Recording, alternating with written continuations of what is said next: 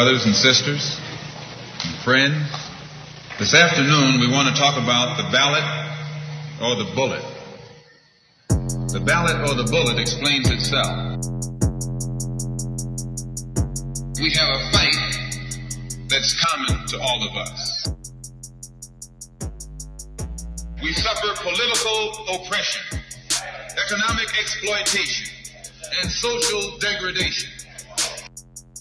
Today it's time to stop singing and start swinging. Good morning, good morning, good morning, good morning. Welcome. A fresh edition of First Sky Omaha in the morning.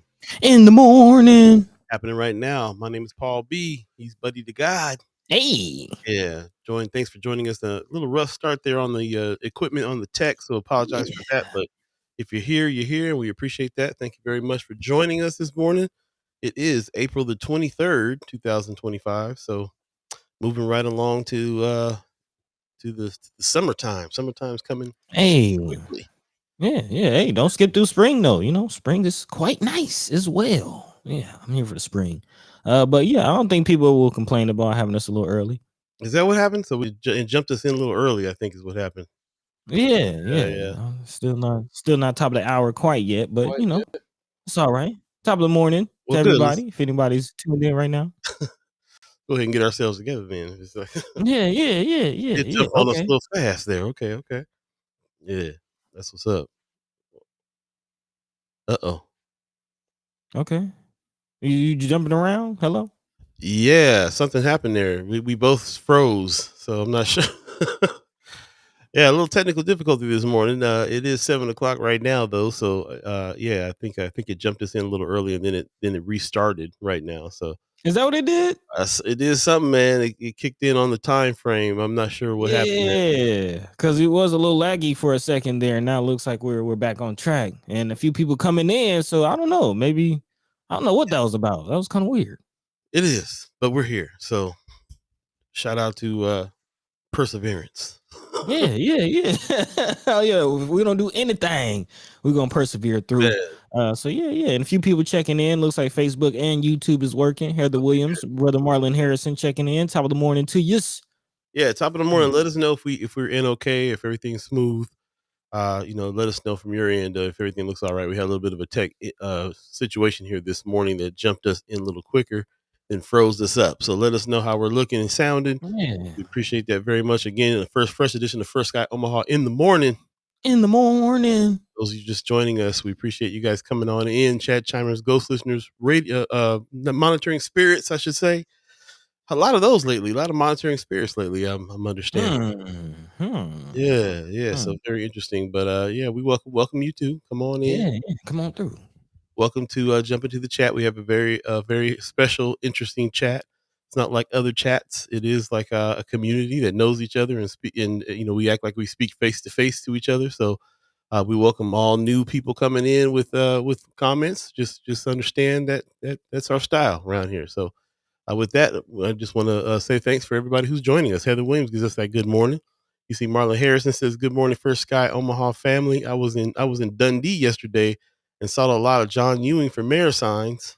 Yeah, he's picking up speed. Yeah, brother, you getting some love. Getting some love out here. Definitely getting some love. Pop says, "Good Wednesday morning, First Sky," and Mad Love from Las Vegas. Appreciate you, Pops. Okay. Said everything is cool. Thank you. I appreciate that. Yeah, a little tech jump. Sue Kessler hanging in the chat saying happy hump day. Hey, hump day. It's Karen Warner in the chat saying good morning. Good morning to you. Hey, peace, sister. Peace. Yeah. Marlon Harrison says all good on my end. Heather Williams says you guys look and sound good. Appreciate you guys. Thank you. Thank you. Yeah, I don't know about the looking good. I'm still recovering. Yeah, the question is, do you feel good, Paul? Do you feel good? How you feeling? I finally turned the corner a little bit last night, where I was able to get up, take a shower, change the sheets. So kind of on that upswing, but still got a little bit of that cough and some stuff going on there. So, but finally feeling like it did turn a little bit of a corner after 5 days. Really, I was really kind of had to, thinking about hitting the what's the name of the Charles Drew. I was gonna have to hit Charles Drew and be like, man, okay, it's been a week, y'all. Hit old Chuck up, huh? Get down with Chuck. Be like, yo Chuck, need something. So, How about Chuck? yeah, man, I still might, depends on how I'm feeling, but yeah, just watch out for yourself. I'm talking to a lot of people that got a lot of hay fever. I know I got this cough. I went out one night with my family, and Mm. everybody who was at the restaurant that we was at was coughing, and I was just like, man, I'm about to get sick. And a couple of days later, sure enough, so definitely a cough going around, upper respiratory problems with people who have those. And it's all because part of it is because of the weather. The weather here, supposed to be rainy today. By the way, supposed to, it's Mm. like 50% chance of rain, so it's cooled Brr. back down to like 50 and rainy, and yeah, so it's going back and forth. It is springtime, and you usually get a little hay fever situation around that time anyway. But this has been rough. So thanks Mm. guys for hanging in there with me, and today will be another day. I'm still a little bit, cold medicine, foggy brained, but we'll get through it. A little bit, a little bit. Has the pollen count been crazy up there? It's been pretty crazy down here. I haven't even looked. I haven't really looked. I can feel like it has, but Mm. yeah, Pollen. let us know.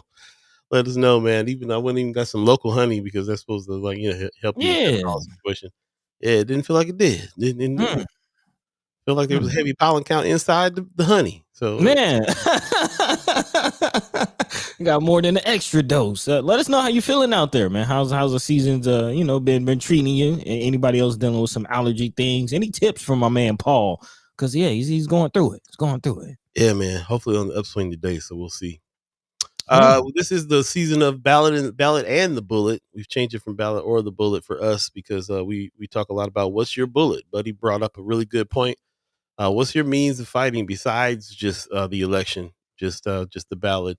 What because there's got to be more that we got to do here. We can't just depend on any one politician or any group of politicians to fix all of our problems. We got to be proactive about what we're doing. So, what is your bullet? Our bullet is this: us being able to get with you, have a conversation with the community, work out what it is that we do think, and figure out how we can find language for it and take the appropriate steps for action. So that's what we're Amen. doing. We appreciate you guys being here as well, and being a part of that. So just wanted to thank everybody for that before Mm. we get going. So a few things to talk about today.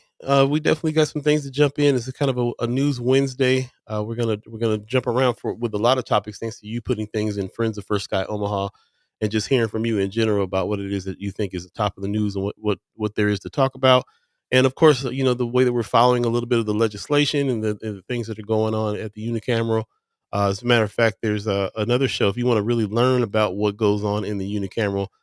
We have a chat chimer that has a podcast that has a new episode out right now too. Very very in depth. You learn a lot from listening to these podcasts. Get them from wherever your podcasts are that you get them from. Go ahead and go there. But it's called Swing Left Nebraska Podcast. They're in week 15. They go right along with the legislature, and this is a good podcast to check out if you want to know more about how our unicameral works and keep up with the bills and keep up with the issues and things there. Lots of news coming out of there, Man. and we do our best to try to keep up with the stuff that's relevant to our community and the people that and what you say you want to keep an eye on. So we'll continue with that. Jumping back in the chat real quick, Marlon Harrison says, "Yeah, I wish." He says, "I was in South Exarban area yesterday and saw the grip of John Ewing signs. That's what's up. Okay. Appreciate that." Sue Kessler Hagen says, "I saw a commercial yesterday smearing John Ewing. It just made me sick." Yeah, that's the smear campaign politics is just it's just unappealing to me in such a big way. Yeah. Oh, that was RG that said that about the John Ewing signs. Yep. Man. Top of the Wednesday to you too. Appreciate that. Miss Kara Warner says local honey and essential oils are supposed to help with allergies. I definitely been going in hard on that. On top of the cold medicine. It's funny. I spent last night looking at even researching even further how to get phlegm and stuff out of your chest because I really needed to do that before I went to sleep. It was made me nervous to sleep this week. Really? Yeah, yeah, it really did. I was having such a hard time breathing. It had so much fluid and phlegm in my lungs that I thought, man, this is gonna be, it's gonna be tough. So I kind Mm. of slept in 2 hour spurts and Man.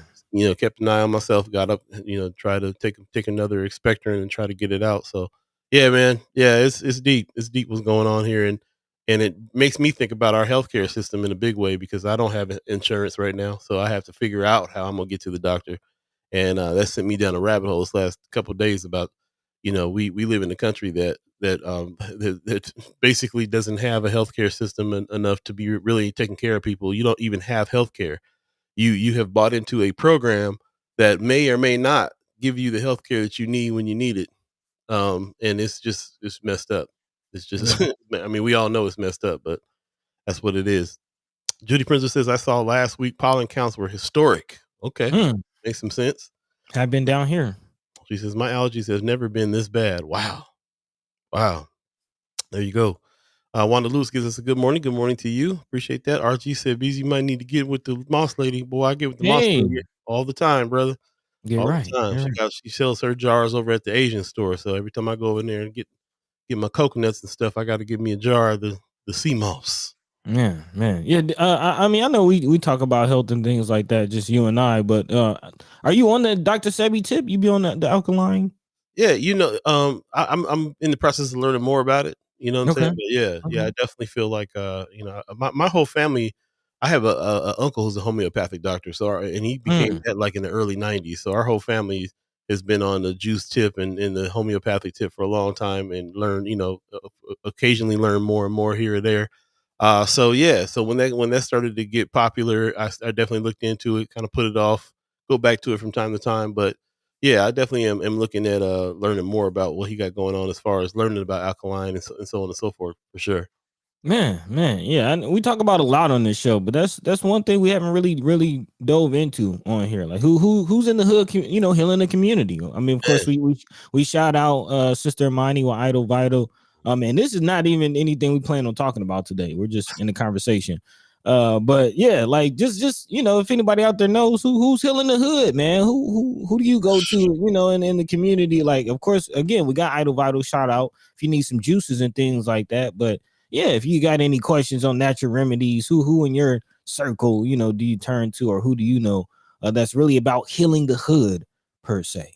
yeah. We also we used to have a brother. What's his last name? Morrison. Who's the brother over there at Charles Drew? Uh, Yeah. Kenny McMorris.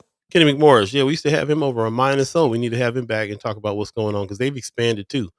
What's going on over there, and also the one on the south side, one On world. Omaha. One Yeah. One World also Yep.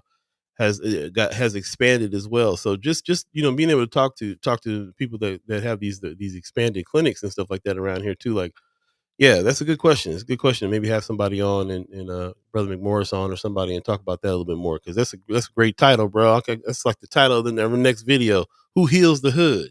Man, for sure, for sure. I want to also throw in Noah, excuse me, Yeah, Noah. Yeah. Shout out to that's brother right. Sure. Shamari. Yeah. Shout out to brother Shamari Huggins getting down over there. That's what's up, man. Well, we're gonna jump into a few community updates, and then we'll jump into some conversation today. We appreciate everybody that's coming on in. As a matter of fact, people are answering questions already. Miss Kara Warner says Lamont Gilchrist is a wealth of info as it relates to nutrition and health, healing the body naturally. Beautiful. Need that. Need that. Need that. Appreciate that. RG says as time goes by, I'm gonna play my part in that circle. I'm not gonna say too much right now, though, since idea theft before reality is a thing out here. All right, Hey. all right. I feel you. I feel you. Well, we'll jump into a few things, and then we'll come and go. Jump into the conversation we actually kind of meant to have this morning. Right. Uh, yeah, but it's all good. We got a lot of things coming up. So, as a matter of fact, we'll jump right in. Union Day is happening Saturday, April 26th. Today is the 23rd. So this stuff we're talking about here is on Saturday, coming up in 3 days.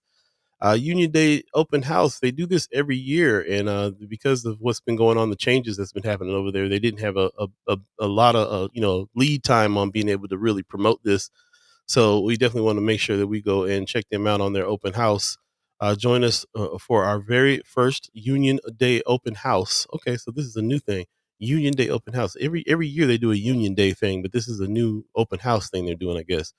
This is happening from 1 p.m. to 4 p.m., a family friendly day of events celebrating all things Union. Explore our campus and learn about Union programming through a series of free art based activities and demonstrations highlighting what we do and how you can be involved.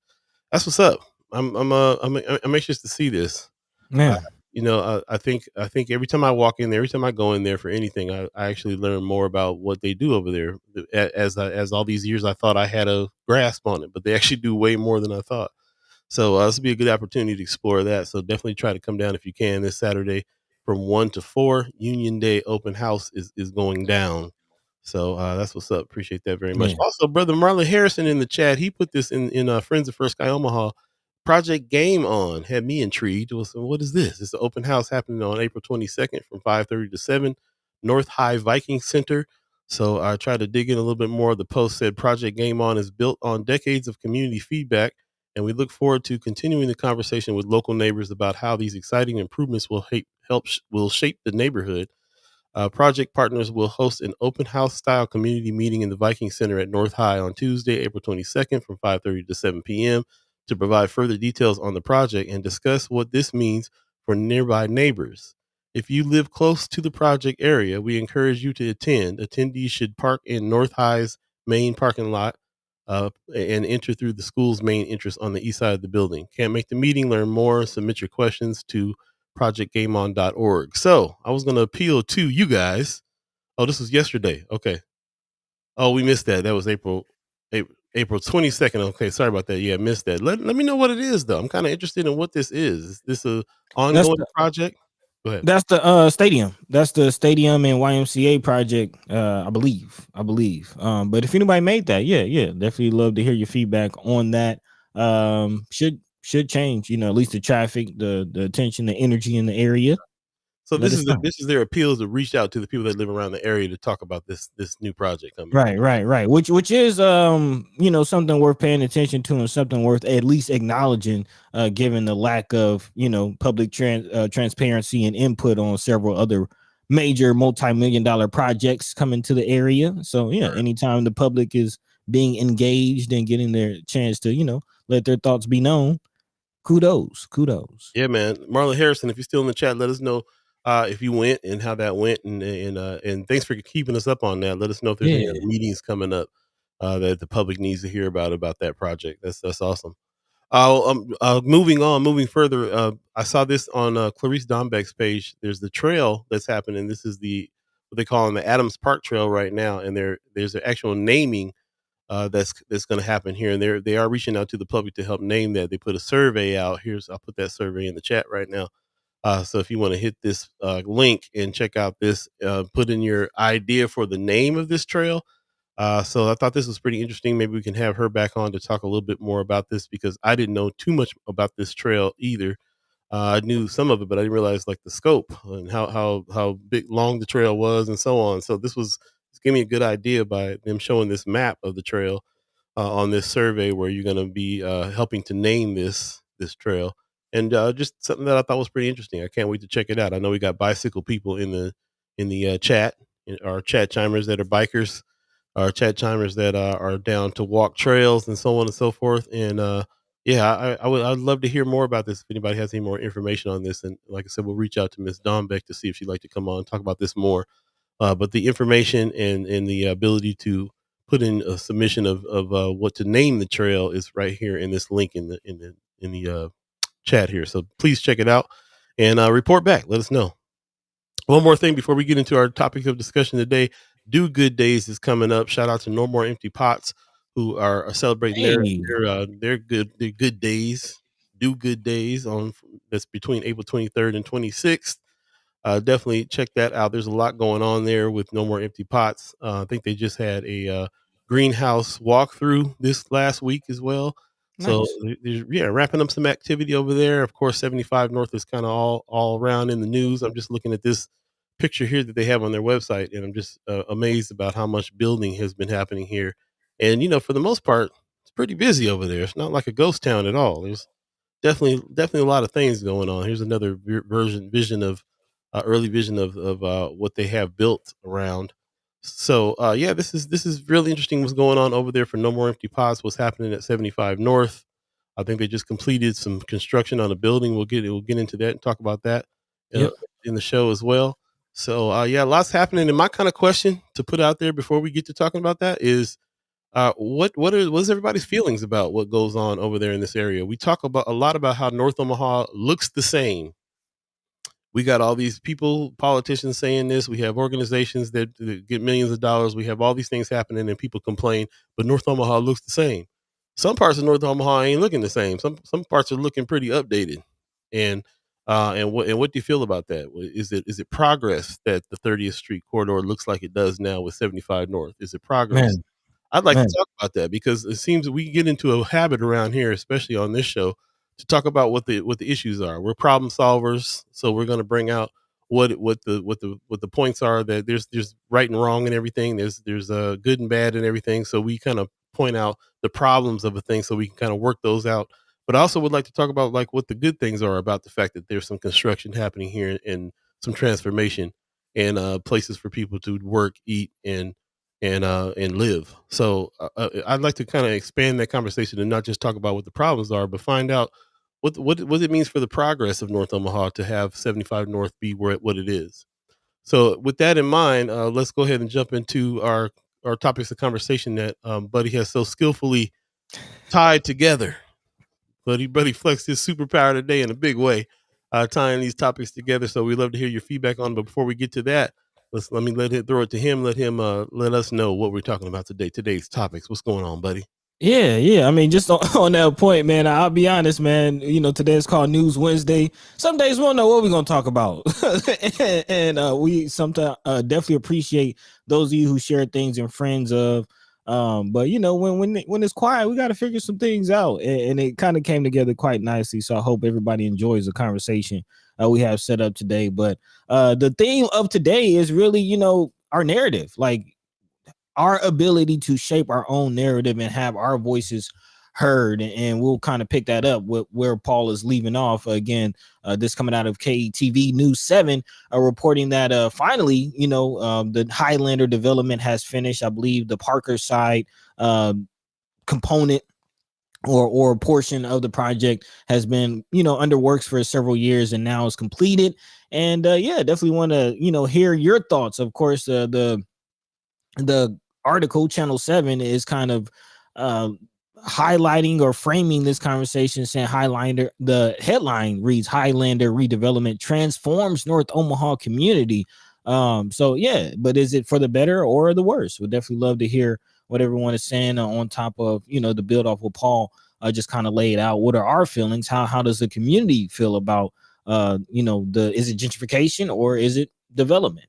So definitely would love to jump into that, but not just that. Of course, there's some things happening nationally in the news realm, which is on our radar, and there's some things that we'll be picking up as far as our endeavors, our activities that we want to highlight as well in the regards of our citizen journalism side, actually gearing up for another content creators camp, and actually has some good news about some things that will lend itself towards us developing our newsroom. We're really, really excited to continue to go into that direction. And it's not just us, actually. Nebraska Examiner is reporting on several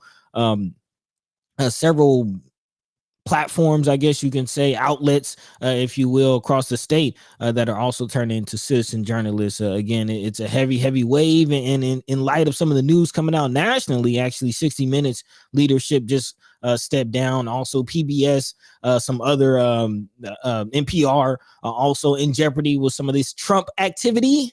Definitely gonna get into some of the journalism side of our conversation and really bigging up, those who have joined our content creators camp and kind of urging others who haven't to come to death row. Because looking for platforms and ways to have our voices heard more and more as those opportunities are now becoming fewer and far between.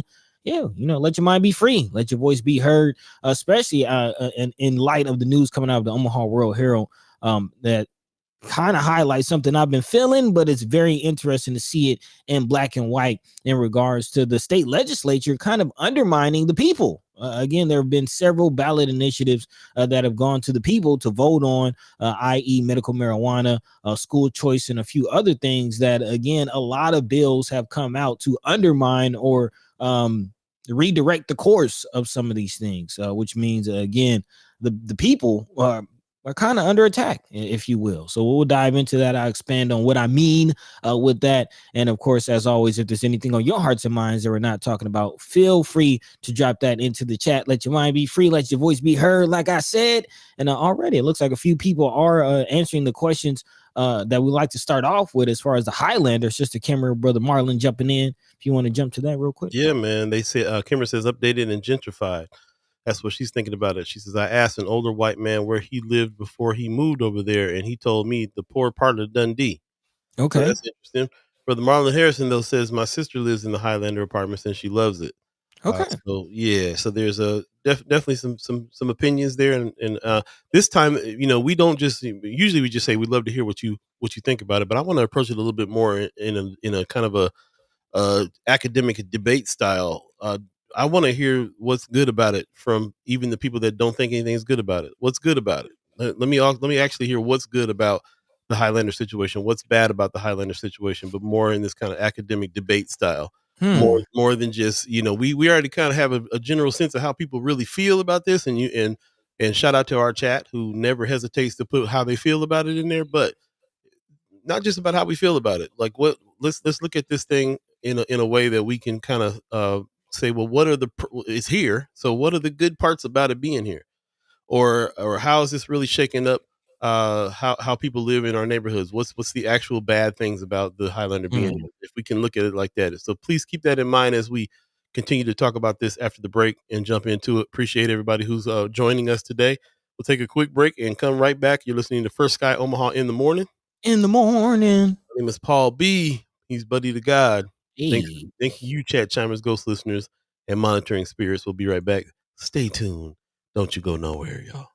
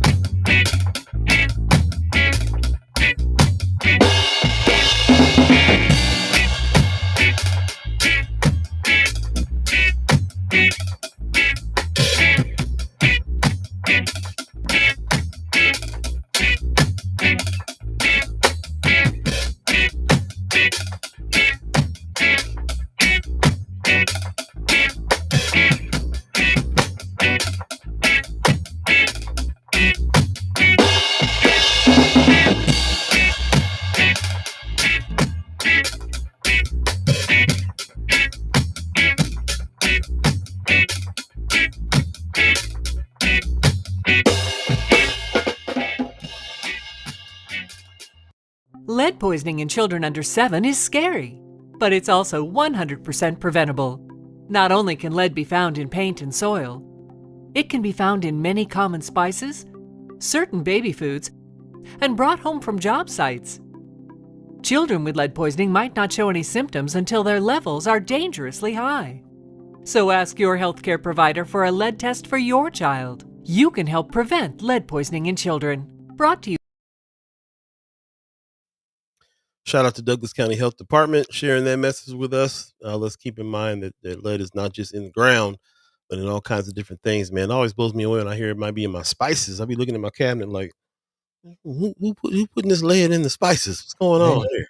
Fall back on the turmeric. Knew my turmeric tasted funny. I don't know if you can taste lead. But anyway, welcome back. Appreciate you guys coming on in, and we're definitely going to jump into some conversation, buddy. What's going on? What you thinking? Hold on, I gotta sneeze. I'm just okay. Went away. Yeah, yeah, my bad, y'all. But really quickly, I think you can taste lead. I think they said it was sweet. So it was sweet in paint. I don't know. Lead itself is sweet, but it makes paint. It makes old paint taste sweet. Paint chips, not even the paint, just the old paint chips. Yeah. Yeah, well, anyway, yeah, get tested, y'all. Quit eating paint chips, by the way. Man. But speaking of the paint chips, again, that's the old housing. Yeah. So we're talking about some new housing. Talk about some new housing in the Highlander apartments. And man, first of all, big shout out to those of you who are still chiming into the chat, letting your mind be, letting your thoughts be known on this situation. Let me see. Brother Marlon Harrison still going, says a lot of immigrants and refugees in the Highlander apartments. I met a family from Ethiopia when I visited my sister the other day. Someone also in the chat asked, who was it for? I kind of not seeing that chat right now, but yeah, somebody asked, who was it for? Here it is. Black Dynamite says the question is, who is the Highlander built for and the new industry project? And the more I think about this conversation, this situation, It's kind of unfolding. It's actually a very nuanced conversation. I'll start, and kind of open it up to the chat, because I have some personal feelings about this. This is an area I grew up in. My family actually still owns property in this area right there on 29th and Parker, right behind where the Harlander is. I grew up there. I have fond memories of developing the houses in that area. Painting them, redeveloping them. They've been in my family for generations. Like my great aunt owned those properties. And even furthermore, I had a brother and a sister. My half sister and her brothers lived in those projects before they were torn down. So I grew up there a long time. Have memories of going through abandoned apartments in the projects, jumping on mattresses, the whole nine. So to see where it is now is a beautiful thing. To be able to, your question of what's good about it. I've had family members who were, attacked in there during drug deals and things like that. It was some shady points in the history of that area, is what I'm saying. Right. Actually have, my brother was hit in that area. So the fact that even the lanes are different means something to me. He was hit on a bike in that area on 30th, killed on his birthday. So the fact that, again, traffic is slowed down because they had enough sense to slim that down to 2 lanes means something to me. So the development, the changes in that area are positive. At the same time, looking at who's behind it, who's building this, 75 North, which is a part of a larger organization called Purpose Built Communities. And a part of me being here in Atlanta is, be honest, some research. Before I came here, before I moved here, I would travel here to visit family and things like that. And we talked about the land bank at the time. We did some research on the land bank, and I was kind of researching Atlanta's land bank and how development here, which kind of, quite interestingly enough, mirrored what's happening in Omaha, and seeing how the impact had on the community. And just like in Omaha, the projects here were torn down. And what I'm witnessing now is a lot of people saying the soul, the spirit, the community of Atlanta is gone because of that, because of these communities. Although it was the projects, they were still community. Man, he was on a roll. Okay. I'm sure he'll be back, but he got stuck. Okay. Yep. Took your thunder away. I think you're back now. You good? Yeah. I guess it blipped out on y'all end. I was still going, so I don't know where you lost me, but as far as here in Atlanta, again, I'm winning. The culture kind of was going on with some of that. And again, it goes back to the question that was asked: is it gentrification or is it an update? I do feel like I'm happy with the direction that 75 North is going, because of things like Big Mama's being there. Things like like what people are saying, family members, people still from the community being in that area. That's really the only thing that is keeping it, positive. As long as the community, like the building itself is great. It's really the people. Can the community stay in that area? Which so far it has been that, and I'm happy for it. So I'll say all that to say I'm for it. It's more positive than negative. There's some worries and a real need and right for skepticism, but okay. Well, let me jump in, because this is exactly what I'm talking about. One thing that keeps on striking me as we do this show more and more and talk to more and more people all the time is that there's good and bad with every situation. And a lot of times we lean a lot towards what's bad about a situation always. And I'm always trying to go back to the root of where that stems from and why. I think people are touching on it a little bit here in the chat. And I'm going to try to see if I can shape what it is that I'm trying to say based on what people are talking about in the chat.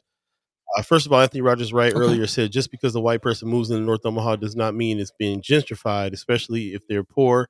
Class analysis is also required in this case. And kind of taught me. He brought me back to this idea. Kimura had a response to him about the word gentrification, and it just reminded me about what I've learned about gentrification, which is that gentrification in itself is not a bad word. If our community is gentrifying our own community, then it's a positive, good thing. We when we what we are afraid of and what we don't like is what a lot of people are calling colonization now again, where you displacement, you come in and so on. But later on, he also said that according to statistics, and this is something we learned interviewing him for when he was running for office. According to statistics, North O is no longer majority black. There does not seem to be a comprehensive analysis as to why this is the case. I think some of the numbers that I remember before, it's now 38% white, 32% black, and then there's the immigrant population, Asian population, and others around. So that begs the question as well. If we're talking about race and culture, what does that mean for our neighborhoods as well? The first thing I got to think about is this displacement part. Who's being displaced? We do know many people from the community live in the Highlander apartments. Matter of fact, they have a sliding scale, so it's not all top. It's not all market rate apartments there. There's a sliding scale for based on income that happens. So they're trying to work a little bit in the realm of affordable for people, and there's a lot of people that live there that are from different places as well. What does that mean for the culture? Because in a lot of ways, you framed it very well, being a kind of a tale of both sides. The way that you just brought it out, because you're right. Even though there's a lot of us that are there, a lot of people that were there in the area before this that still live there now in the new spots, and there's new places up and coming for people like me who need to move and are looking at spots. And I'm going to look at these new spaces over here in the Highlander now and see what's happening, especially if they can be on a sliding scale and affordable for people. And I would love to be back around the neighborhood. And there's a lot of us that are there doing that right now. But sometimes you go to Hardee's and it's like a whole bunch of white Creighton kids, and it don't feel like you chilling in your area. But at the same time, you can go up to Big Mama's and get with your people and hang out. So it begs the question, what would we rather be there? The fields, the open fields and dilapidated homes that were there before, or can there be progress, or can there be new facilities and new things that we could go take over? You remember when they were first built, we thought we was going to be up in that Highlander room where Big Mama is all the time doing stuff. And they sometimes, and some of those businesses have come in and come out and moved and struggled. Best Burger was over there and they had to move. So why? Not a whole lot of traffic over there. Why? We want to try to blame the fact that there's other people from other parts of the city that have moved in and now don't feel the same. It also don't feel the same because we ain't over there making it feel the same. We're not over there with some ownership with it. Like I feel like the way you talking about it, you really framed it in a great way. I love what you're saying about it. RG says, so newer and more attractive housing is available over. It's 75 North planning on addressing the food desert with any type of grocery store. I mean, they're an apartment. I mean, they're an they got the apartment greenhouse development company, though. They're there to provide housing. Not what one company comes in and provides housing and a grocery store and a this and a that. Even though they are doing stuff with other black organizations in North Omaha, like No More Empty Pots, that took over the greenhouse. And they have a store. There is a store over there. You can go to that store several times a week to buy fresh produce from the store that's over there at 75 North. That's one of the places that you can go to do that. And they have restaurants. So they've addressed a little bit of the food desert that way. Part of this, as you can see, one of the biggest structures there is the greenhouse. No More Empty Pots is now the one that's managing this. And there is a store right underneath all that glass that you can go to several times a week. And you can go there all week. They're open a couple times a week just to be open, but you can call and be like, yeah, I need to come down to buy groceries, and they will open up for you because they're there all week long. So until they get enough traffic, enough of us going to buy food, so they can stay open all the time. But nonetheless, it's there. So, again, let's, it's there. So complaining about it being there and saying, this is bad for us. What do you want to do? Tear it down? How about we go over there and take it over? How about we engage? How about we move to the area? How about we start businesses? Some of those bays at 75 North have been open for a long time before the businesses came in and occupied them. Bring your business over there. I They're think all they're full full now, now. right? But it took some Yeah, time. yeah. It took some time. So that's my thoughts on Yeah. it. I'm seeing. I'm looking at the chat. I know you're peeping out the chat. Do anything standing out in the chat for you right now? Not really. I'm more so just thinking about it myself. You know what I mean? Like thinking about, to your point, like again, it's a nuanced conversation because, like, for instance, a lot of people question the track record of Brother Ben Gray, but Brother Ben Gray was he was in city council when this project started. Like, this is a part of his legacy, So what bad do we have? Like, what's wrong with it? You know what I mean? What's the bad side of it? Because I hear you. Like, I go to Best Burger. I check out Best Burger, but also when I'm in there, I'm the only one in there a lot of the time. And what are we blaming that on? So You know what I'm saying? yeah. And like, it feels good when I DJ weddings at the event space up there, or I go see Brother Cornell West speaking there. Like it's to be celebrated, the fact that we can have that on North 30th Street where it used to be projects. Yeah. That's a good thing. Yeah, I feel that. So yeah. To your point, it's is it as bad as we feel? Where is the good? Where, like, there are things that definitely, everything we talk about on the show definitely needs to be addressed. But we could do a little bit more celebrating around here. Yeah, and not, and we're still, even that saying that way is framing this thing in how I feel about it compared to what it actually is.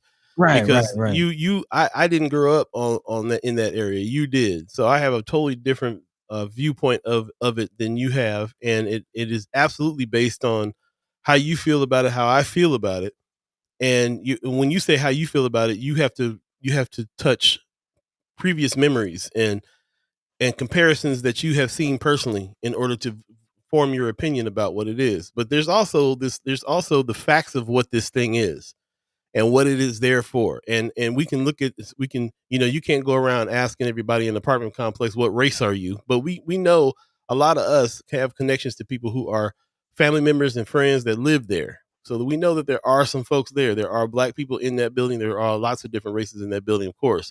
We know that there's a sliding scale for these apartments that are over there. We know that there wasn't any apartments over there before, and we're in a housing crisis, and people need to find affordable housing, and they can't go downtown and spend $1,500 on a 1-bedroom. They might be able to come to the Highlander though, and according to what their income is, be able to have a rent that they can afford and live there.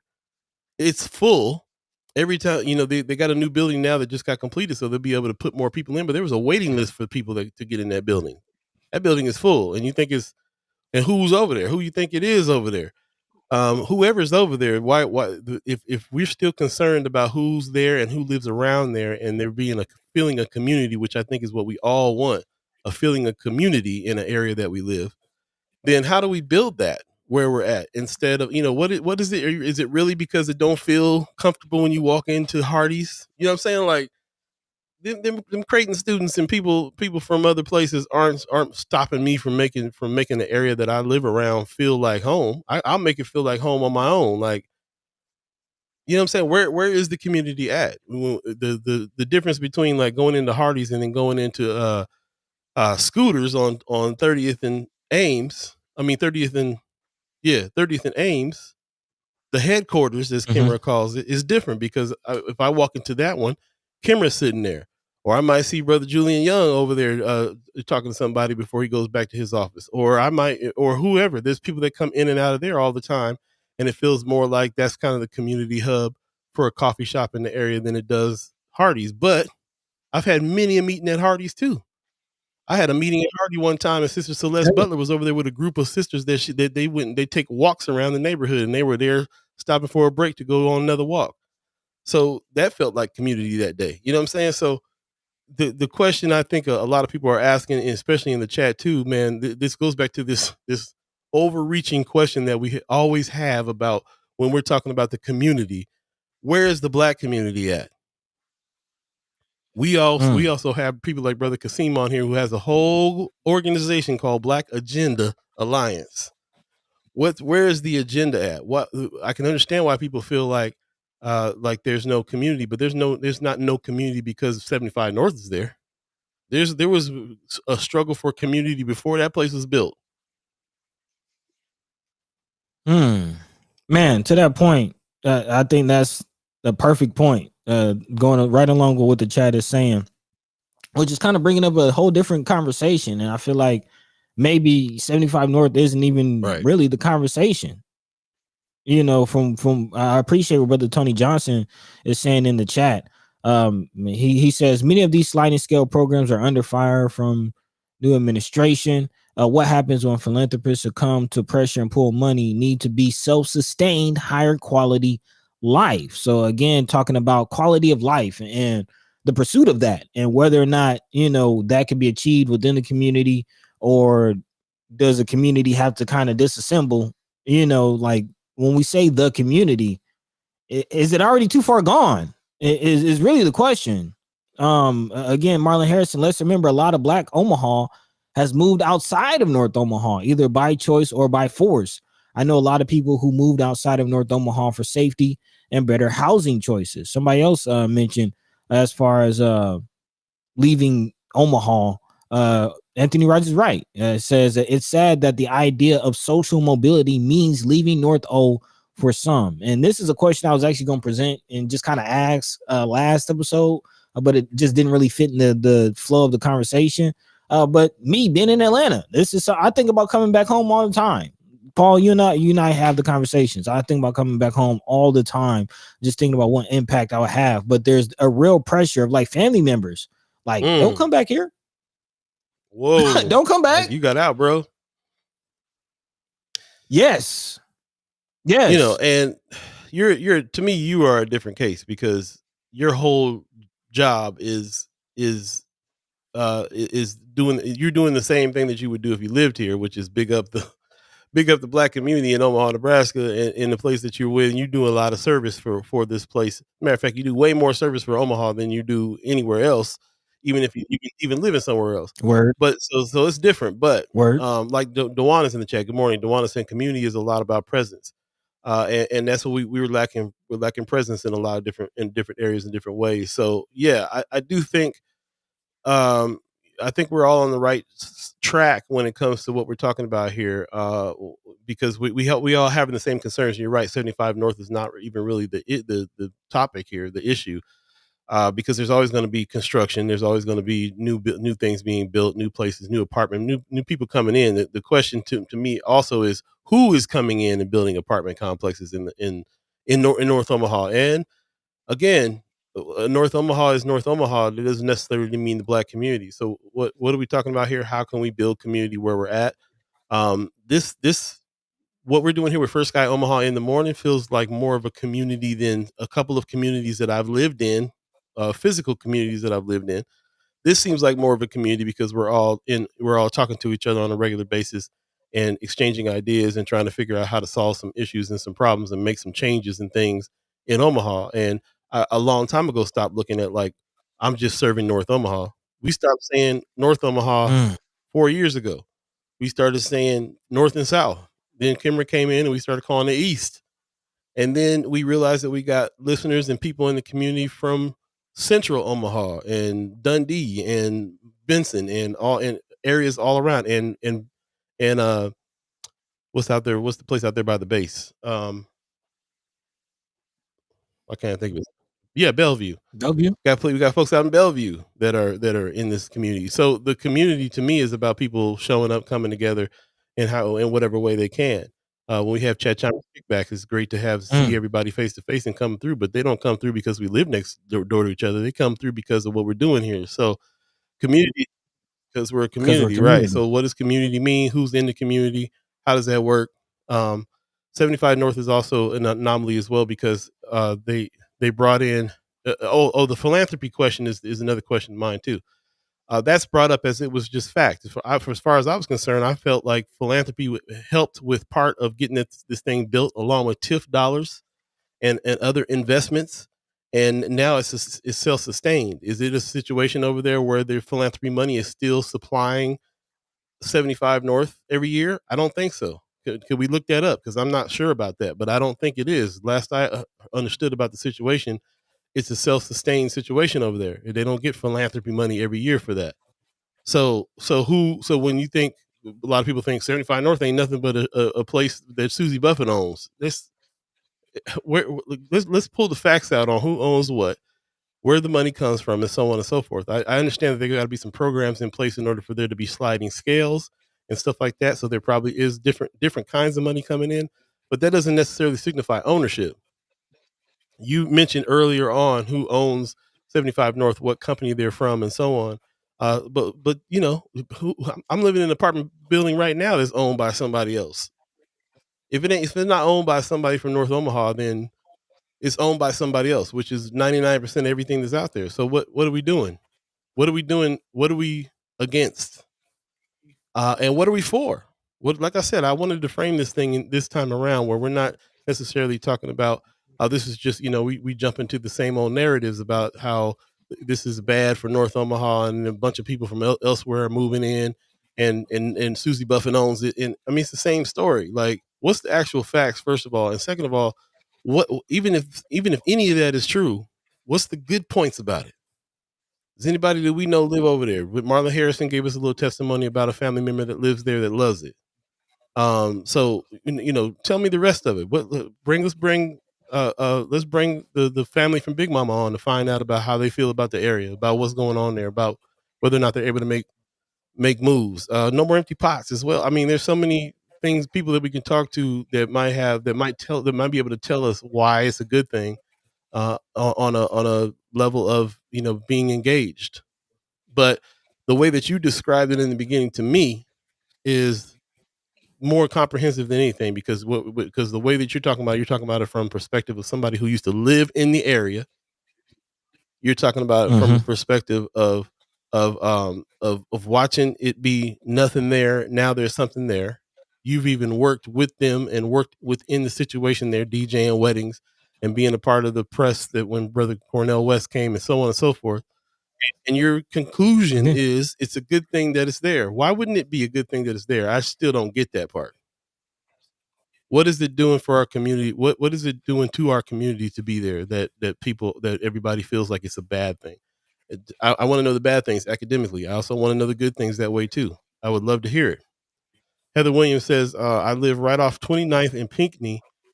We are still here. I see us every day, all day. That's what's up. She says, when they tore down the projects and moved everyone, they were supposed to make some sure some of those people were given an opportunity to live there. They were not. Okay, some testimony there. Yeah, but on that, I kind of have a because the project wasn't built automatically. You know what I mean? Like it was a lapse between the projects being torn down and the new ones being built, and people had to find somewhere to live in the meantime. Again, not justifying it, just thinking back. But I would definitely love to hear how that process went. Shout out to Dewan in the chat, kind of giving more information on that. Says majority of the 75 North is from the HUD Choice Neighborhood Grants. It is a combination of city, state, federal, private, and philanthropy dollars. So, yeah, that's there you go. So more information on how it gets funded and so on. But again, does that really matter? I mean, it matters, but I mean, is that the story now? I should say, of course, it matters, but is that the story now? Is the question for me. Because it exists, it's there, and yes, there's always going to be good and bad. There's going to be some people that did get displaced, like Heather Williams is bringing out. And you're right that displacement does have to do with the lapse. Where are you going to live while this thing is being built after they tore down what they tore down? They give you an opportunity to come back by having a sliding scale and having availability and so on and so forth. And we don't know the whole story on that. Maybe they couldn't come back, or whatever the deal is. It's a there's going to be some problems with any kind of progress. There'll be some problems there, but the overall good is it an overall good? Is it an overall bad? I mean, quite literally, is what if it's bad for North Omaha, if it's bad for our community, and then it should go away if it's bad. Would that be the answer? Is that the answer some people are looking for? Is for it to stop, for it to go away? I'm kind of wondering what that is, what that's about. Miss Cheryl Weston is in the chat. Good morning. Says 75 North is a nonprofit organization. They still receive philanthropic dollars, city and federal dollars. Okay. But I looked at it, and 75 North's CEO and president is a black woman, Charlene Rogers. I mean, I'm gonna be controversial and say, does that matter? Well, that's what I'm getting at. Because there's outrage of nonprofit organizations and boards that don't necessarily look like the community that they're operating in. People, that's a point that people make. But on the same side, if it's somebody who does look like the community that they're in, it doesn't matter. And the question is, what do we want? As a community, what do we want? Do we want organizations led by people that look like? Does that matter? Do we want what do we want? Because what we're talking about right now, what we're in right now, is us trying to process, and really get an understanding of this, because we do hear the whispers. We do, we're in the conversations. We hear, people kind of having something to say about 75 North, having something to say about just about everything, which to some extent is reasonable, but also to some extent, what do you want? Yep. That's a good question. We got 6 minutes left in the show. We definitely want to spend this last few minutes tying in a few more of the headlines that we had in with this topic. I appreciate you guys letting us take the time today to kind of talk this through and work it out. I do feel like we're getting closer to some kind of answers about that, about whether, to just to be able to have a conversation about what's good here. We also are in a housing crisis, and people are looking for housing all the time. A new complex in North Omaha sounds like a good thing to me. If you need that, somebody earlier in the chat said there was a waiting list for the ones. Let's see, where is that at? I want to definitely highlight that. It's Heather Williams. She says they just finished the apartments where Spencer was. Spots there went really fast. There is a waiting list. They're just about full, and full of full black people. So, does this sound like a good thing? We know we need housing around here for sure. We know that we need housing around here. So, to me, it feels better to go look at a place from 75 North than to go look at a place that from Kansas City, a company out of Kansas City that's buying up a lot of North Omaha and putting up these apartments. It feels better to be looking at 75 North in that situation for me. So, man, Sadiq, is that the production? That's the property management company. City View. That's a whole nother issue. So, yeah, well, that's what I'm saying. Would you rather Sadiq or 75 North? Yeah, ownership. Do you pick where you live by the ownership? I mean, let's get real. I did not look at who owns this apartment complex before I moved in here. I looked at what the price was and if I could afford it and if it worked. And that's really what it is. And me looking for more places is going to be that. Wanda Luce in the chat says they tore down one style of project to build a new style. They go from horizontal to vertical. Brick was better than prefab press board. However, you receive more federal dollars when you tear down instead of renovating. Also, the new development ownership changes. I do know people that live there, and the facility is being sprayed monthly to control pests. What they need to install is a heat room. Every renter belongs to go their first priority to moving in. Okay, so at the end of the show here, we got a whole new point in a whole different direction. And this is from somebody who's been in the industry. Shout out to Wanda Lewis for putting this in there, and it's something to think about. People are trying to find ways to fund what they're trying to fund in order to make something happen. This sounds like a very modern way that's being done. Tear something down, put prefab stuff up. This is stuff that we've heard before in different places, different areas. Not ideal. Doesn't sound like ideal as far as the construction is concerned. And that's a priority too. That's something to think about as well. What would it take what kind of resources do you got to have as a developer to take the old brick buildings and do something different with them? How does that work? And if you are only going to get funding for what she's saying here, tear down and build with press board and so on and so forth, if that's the only way you can get the funding to build the units, is that better than leaving the old brick ones there unrenovated? Lots of questions that lead me to go, I don't need to keep on spinning around and around in my head about this, because when I walk outside, the reality is that those buildings are sitting there, if I need to try to find a place to live, I'm gonna go check out I'm gonna go to the office and talk to somebody and go look at a unit and get on a waiting list or whatever the deal is, because when it all comes said and done, I need a place to live. It's there. And what do we need to actually do about that? Shout out to people like Don Curry, who's doing some development on a smaller scale by buying plots of land from the land bank and putting some structures up to provide housing for at least 3 families apiece on his 2 buildings. That's a small version of what that is. I'm definitely gonna go look at Don's buildings when I'm ready to move as well, if he has any openings, and see what's going on there. As far as I'm concerned, things building up is a good thing. Yes, yes, it all could be done better, but there's good and bad in both situations. Is there overall good, overall bad? And if it is, what is it? If it's all bad, what do we need to do about that? How can we get in front of this thing for the next complex that's being built? I do find it valuable to talk about all the reasons why it might be a bad idea too. I really wanted to hear that as well, because that gives us the opportunity to figure out what we're going to do for the next complex that's being built. What we're going to demand: better materials, other kinds of management, other kinds of infrastructure, or other kinds of investment. These are all things that we can figure out for the next that's coming up. And with that, I was wanting to leave it with you, buddy, for the last word, or somebody in the chat. So I appreciate everybody who's in here right now talking about it. Dewan seems to have a lot of Dewan. I do know that you've had a lot of experience here with trying to find out what we can do on the land bank, housing, and so on. So yeah, I would love to be able to come on, have you on, and talk about it. He says, I'd love to come on and talk about housing preservation, some of the efforts happening nationally that locals are talking about. There's many mechanisms that could amplify housing availability. Appreciate that. Also, Donnell Sessions in the chat, good morning, says OHA has not moved on the wait list since 2021. That wait list is a mug too, bro. For real. Like I was thinking about that wait list. Like everything's on a wait list.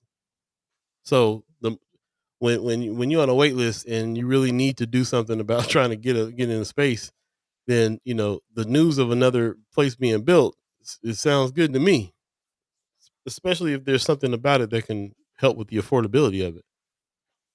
But that's me coming from somewhere else. I didn't grow up on the block. Are we talking to people in the chat that grew up on the block and don't like seeing what they're seeing? Or are we talking to people that are more like us, that are saying what we are really missing here is the community? We're really missing the community, and we're really missing the agenda for Black folks and people that are suffering and so on. If we really cared about that community, the way that we are always, the vitriol that we have for everything that's happening, if we can bottle that and say, well, how about we help our ancestors, stay in their houses instead of get priced out by taxes? How, what can we do about the situations where our grandparents and our great grandparents own houses, but the kids don't want to keep them up, or can't keep them up, can't afford to take it over, and so we're losing our houses to companies from Kansas City and all these other places. There's a whole lot of other things we could be, getting together to be angry about and to do something about. The subject is way too broad. So with that, I'm going to throw it over to you, buddy, because we're now 2 minutes past our agreed upon time to end the show. But I never mind when it's some stuff that when we're touching on some stuff that we've been talking about here for years now. For years now, we're seeing progress, and we're seeing things over time to be able to add to this conversation and say what we have to say about it. But what you thinking? Yeah, this is a conversation that has been in the making. According to this article, the Highlander redevelopment project, this is now the 5th phase of that project that has come to completion. It's been over a decade in the making. About 310 units, $30 million in federal funding.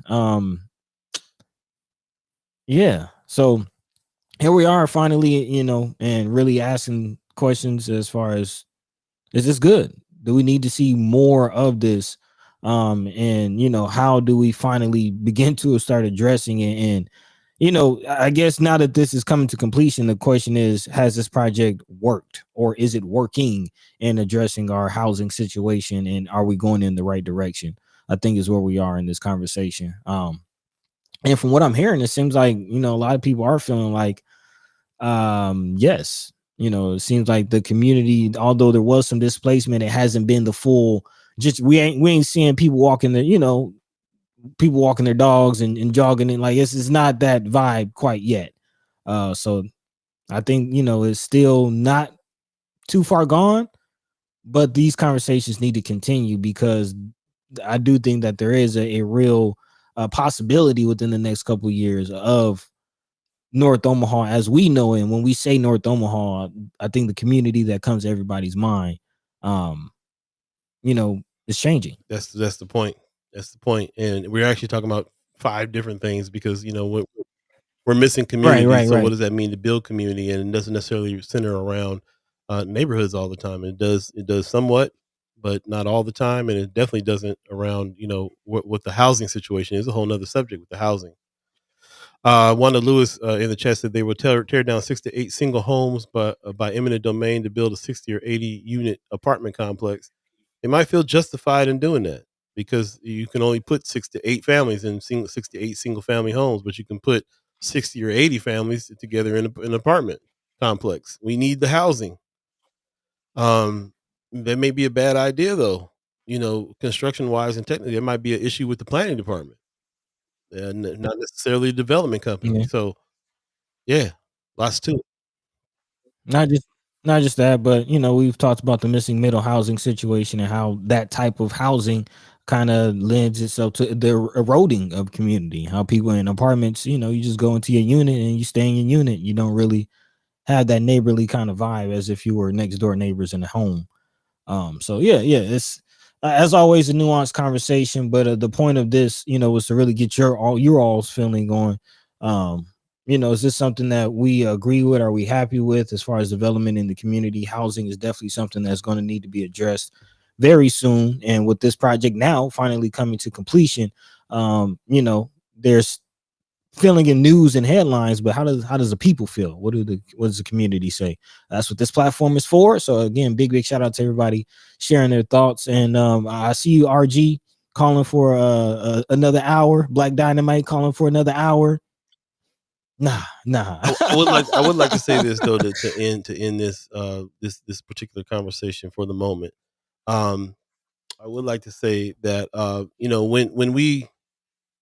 when we how can I put this? I'll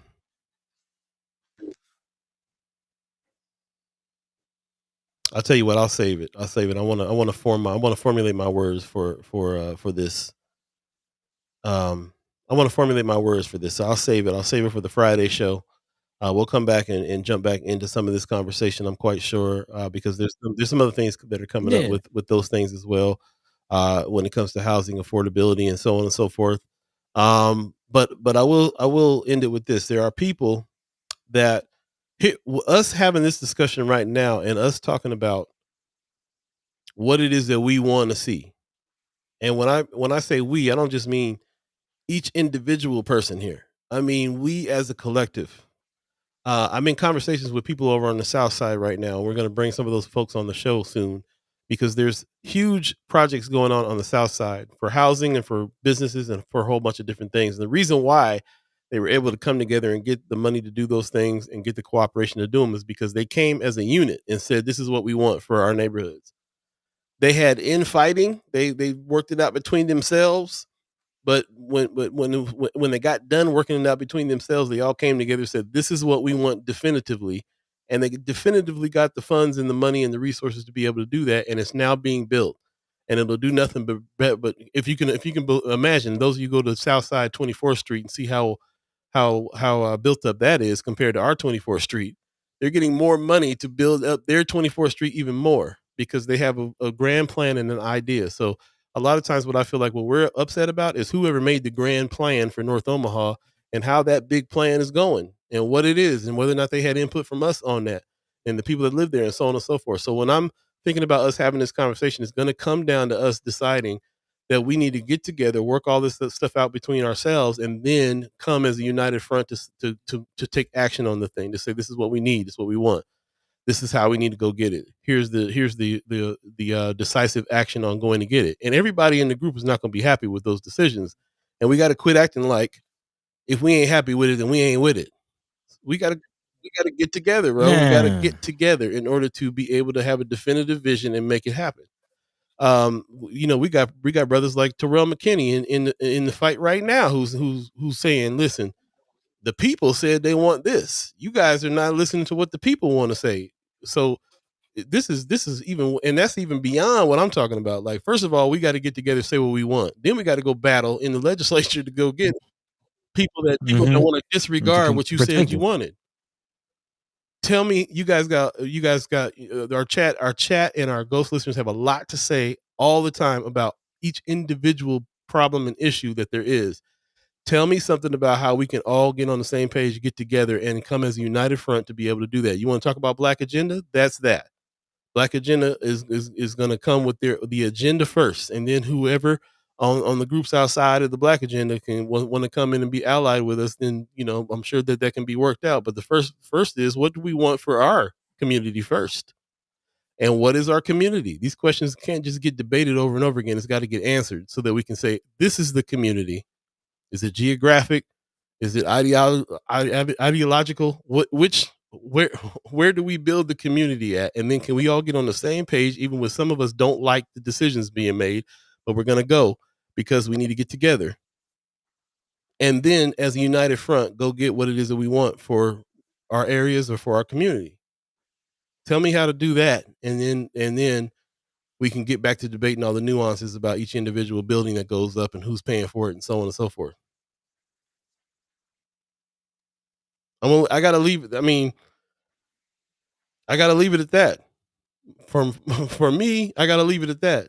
I don't know what else to say, because we do this on a regular basis and we're having these conversations, and it can get bogged down to where we feel like all we are doing is complaining and all we are doing is saying everything is messed up and everything is wrong. What do you want? And I can say, what do you want? And you say, I want this. And I want that too. And then what do you want? Oh, I want that too. And then we get to, well, how are we going to do it? Well, my plan is this. And well, I don't agree with that plan. My plan is this. Well, we're going to go our separate ways and do both our different plans. Come on, man. Like, that's the process. Is let's figure out, we all know what we want. Let's figure out how we can get together on the technique on getting it, on the style of going to get it. Let's do that. Man.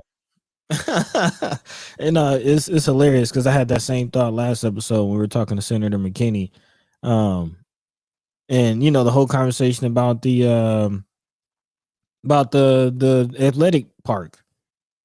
We talk about we want more things for our youth to do, but when they get something else to do, then people complaining, and it's funny coming from us because this platform is about us discussing the issues. Like, we're here to talk about what's wrong to try to solve it. So, a piece of, the nature of what it is that we do is complaining.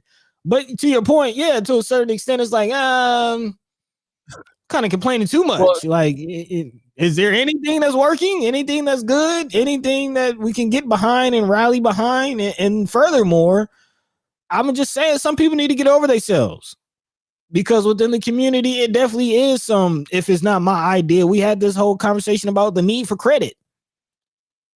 If I don't get the credit, then I'm going to blow it up. A brother in the chat earlier said something about the idea. Don't put the idea out there because the idea will get stolen and you won't get the credit for it. Like, man, but if the idea, like, if you have an idea and it comes to fruition and it impacts the community for better, is that better? Isn't that better than nothing? And I'm not saying just go around giving everybody ideas, for them to be stolen.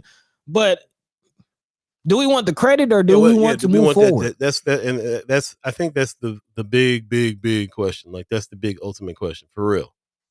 Because I've now sat in rooms that were like, well, if I'm not gonna get none of that 400 million, ain't nobody gonna get it. I've sat in rooms now where folks are saying that. Folks said that kind of stuff. Elders of mine that I respected. and that it really comes down to that part. Are you doing this for the credit, or are you doing this for the betterment? Because sometimes something comes up and you got a great idea, you want to go for it, something happens, somebody else comes, executes it better, does it faster, and then you go, well, forget it, I'm not going to do nothing. Or you're going to be like, well, at least it got done. I wanted this thing to get done. Not necessarily that I had to do it. I could have been helping somebody else who was further along do it.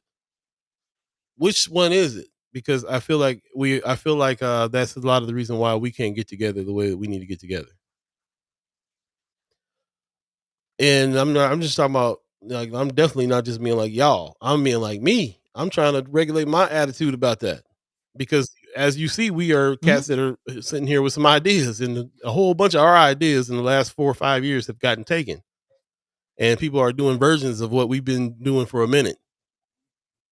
Man, And made made millions off of the starting some stuff. And we ain't even exaggerating about that. That's real. Millions. But we have a more robust news journalism culture. We have a more robust culture of people who are politically engaged more now. More of a community. Even if we are got some fighting and infighting and stuff going on in the community, sometimes we have still more of a community. There's more conversation going on. Conversation with Cheryl Weston, as a matter of fact. If she's got a show, Sherman Wells got a show. There's more conversations going on big time. So we're trying to we got to stand out this time around by saying, this is not just a conversation platform, it's an action platform. Time for some action. What are we doing next? What is the goal here? So when you have a conversation with somebody, you go, let's talk about the philosophical reasons why this and that. Let's do the background research. Let's talk about the research, talk about the history. Let's talk about all these things so we can understand the issue. And then when you shift to what we're going to do about the issue, that's a whole different kind of conversation. Now you're talking action items and words, and now you're making a list, and now you're assigning things for people to do. And now you're saying, okay, yeah, we heard your idea. We're going to go with this one. Accept it. Now we're going, you know what I'm saying? Like, it's a whole different kind of conversation. And I'm afraid that First Sky Omaha is going to have to shift to that. We're going to have to shift to that. We always going to leave the philosophical conversation open, because we do have to get these ideas rolling and get people thinking and get people talking and get to the point where we understand the situation. But then there needs to be a shift to this other kind of conversation. I say, buddy, it's a good idea, man. You should come out here, man. We should hit that George Clinton concert over at the Steel House, man. That'll be dope. Yeah, man, that's a good idea, man. You know, George ain't gonna be around long, man. You know what I'm saying? Like, we need to see all his last shows. Yeah, that's real. That's real. I'm gonna see what I can do. I'll see about coming out there, and we can leave it at that. And then nothing happens. And then the next time me and him talk, all right, what's your flight number? What time you coming in? You got the loot for it? All right, the baby set. What's going on? You know what I'm saying? We having a conversation about it actually happening. Okay, I bought the tickets. We ready. I'm taking a day off, blah, blah, blah. You know what I'm saying? Like, that's two different conversations. So what I think I see is happening here is we always fluctuating back and forth on these two different kinds of conversations. We got to spend the time to come up with the idea and philosophize on the idea. But then we got to move to this next thing where we can say, all right, Tony Johnson, all right, RG, all right, y'all in the chat, we done all the philosophizing about this. Tony Johnson, what you gonna head up? What you gonna do? What part of this? Who you gonna meet with? Who you gonna call? Who you gonna complain to on this thing that we need? Who's gonna, you know what that looks like? That looks like, Amy H. Dot and Sherman Wells walking up to the towers and knocking on doors and finding out about whether or not we can help these people out that got bed bugs. As Hassani Lee and people that are making the moves. We see what this looks like. We have done some of this. So how can we continue on to do that? How can we move forward doing that more on more issues, on more things? There's going to be a big shift coming with how it is that we do this thing that we do. And it's starting to really be defined in my mind, based on, all the conversations we've been having for years here. And what I'm feeling like today, I'm finally coming to some kind of conclusion in my head about what this is about. It's about that. We can't do, nobody can do anything in a silo. And we keep on saying every time we talk to anybody about that, we got all these great silos doing all this great work, but they're not connected. Man, how we put it together. Yep. which is why we appreciate the network, the empowerment network so much, because from what we're seeing, it's being put together in that way that we're talking about. But again, even that within itself is in a silo, by their own doing and not. So yeah, we're going to continue to try to keep the thoughts going and keep bringing us together, because to your point, Paul, it can't be done in a silo. I keep saying it, we all we got, but that's enough. It's enough to get it done if we know what to do with it and how to put it together, man. So again, we love y'all, we appreciate y'all as always. Yes, Mama Guy, you missed a good show. Please go back and view it anytime you can.